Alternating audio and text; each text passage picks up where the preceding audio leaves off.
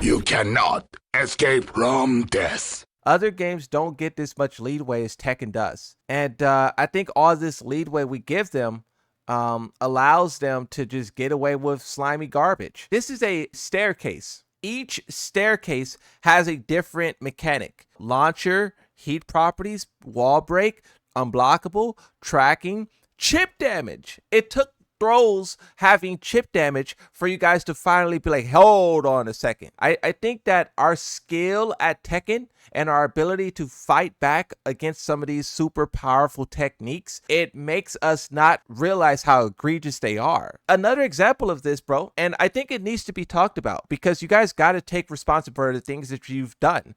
If you think Anna's rockets is ridiculous, you should have had that same level of energy against Victor.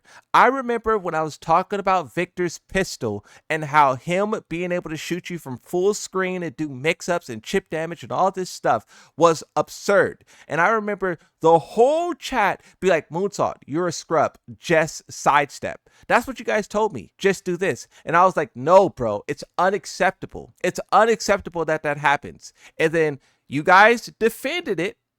And what do we see now? Anna, mid-rocket, purple smoke, chip damage, broken tracking, and now you guys are upset. And that's my point. It's like, bro, sometimes, bro, you guys are so good at the game.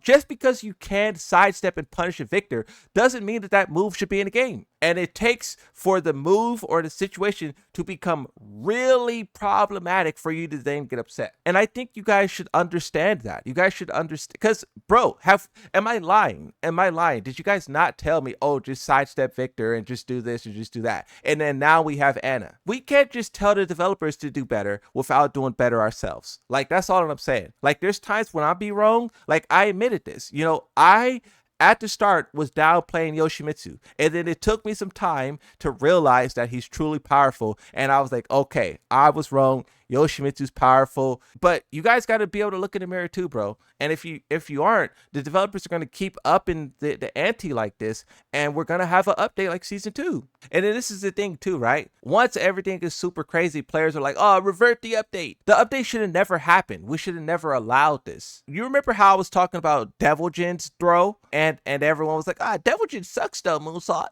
What do you mean about Devil Jin stance throws? Now you got Panda. That's my point. That's literally my point. It's like all of these things that I was highlighting, like this is stupid, this is stupid, this is stupid, and you have nothing but cope and downplay in the chat. And then season 2, like that's what you get.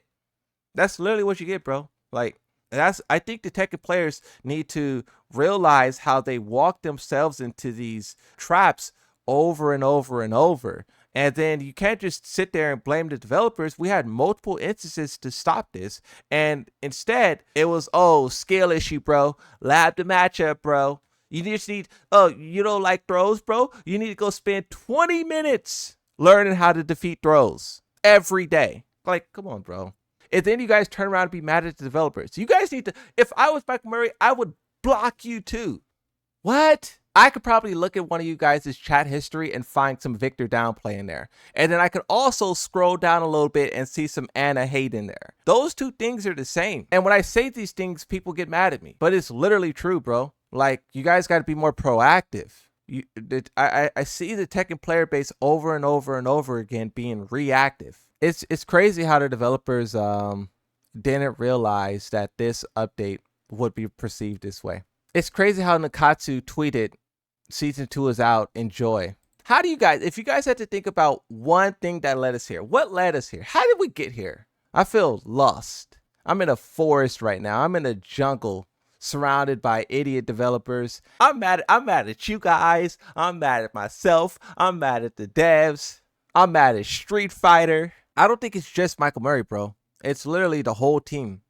The whole staff. The only people I would give a pass is like the, low-level developer who just shows up, clocks in, and he sits down. And they tell him, oh, today you're working on Anna Rockets. And he's like, sir, yes, sir.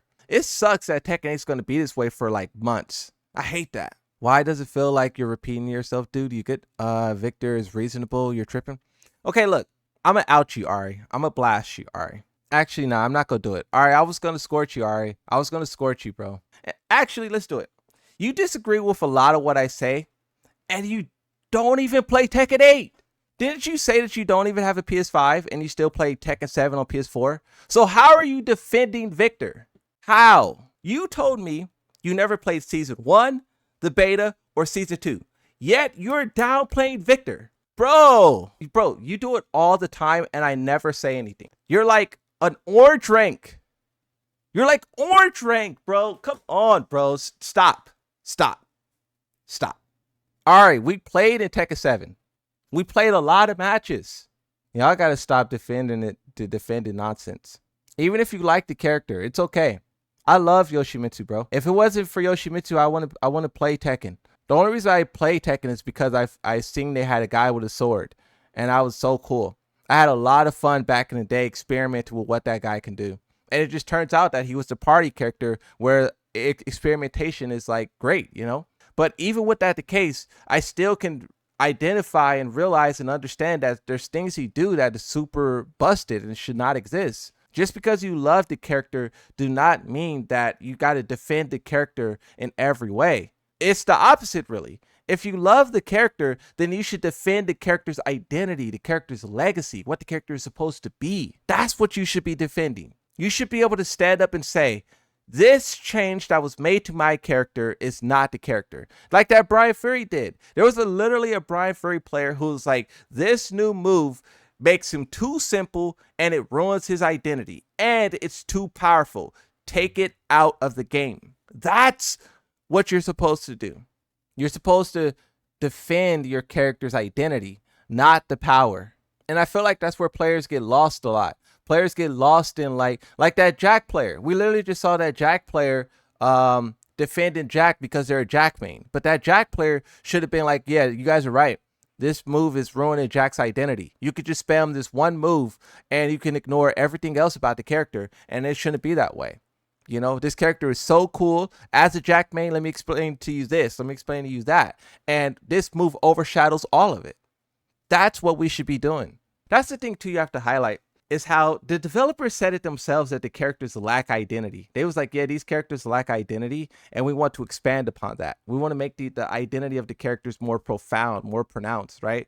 And that's what they want to focus on in season 2. But then they turned around and gave every character mix-ups. Just that concept alone. Not talking about what the mix-ups do, not talking about the mix-ups on block, not talking about anything. Just talking about the fact that they gave every character mix-ups. We know that not every character is supposed to be a mix-up. There's characters who are supposed to be specializing, like turtling. Like Yoshimitsu is supposed to be a turtle. His mix-ups are really only supposed to come into play at the wall. And that's why at the start of Tekken 8, he was so powerful because they made him aggressive, but him being a mix-up at the wall character, it was the pressure plus the mix-up at the wall was busted. Yoshimitsu is supposed to be a turtle, healing, sitting, waiting, counter hit, poison breath. He's not supposed to have damage output. He's not supposed to have good frames. If you get in a sticky situation, he's supposed to have these panic tools he can rely on, a spin, a flash, that get him out of a lot of situations, not every situation, but he's supposed to make sacrifices, right? You know, trade-offs. On the flip side, you have the characters